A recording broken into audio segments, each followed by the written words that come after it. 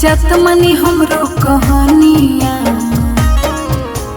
धान क खेती ना होई रोपनिया, देवघर घूमल जरूरी बदनिया। धान क खेती ना होई रोपनिया, देवघर घूमल जरूरी बदनिया। धान क खेती ना होई रोपनिया, देवघर घूमल जरूरी बदनिया।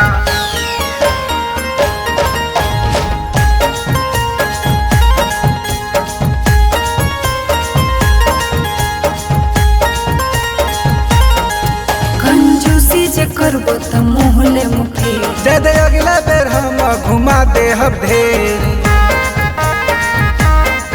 कंजूसी जे करबो त मोहले मुखे, जद अगला बेर हम घुमा दे ढेर। झूठे कहेला कि हम लक्ष्मीनिया। धान क खेती ना होई रोपनिया, देवघर घूमल जरूरी बदनिया।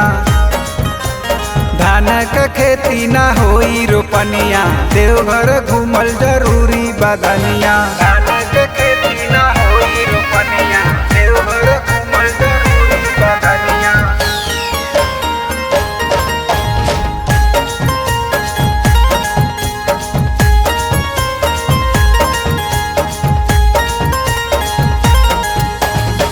रविन गुप्ता सावन में ले जाई में हरी, जब लड़ लेबे तब का होई है हरी। रविन गुप्ता सावन में लेके जाई में हरी, जब लड़ लेबे तब का होई है हरी। दर्शन करल जाई दोनों परनिया। धान क खेती ना होई रोपनिया, देवघर घूमल जरूरी बदनिया। धान क खेती ना होई रोपनिया, देवघर घूमल जरूरी बदनिया।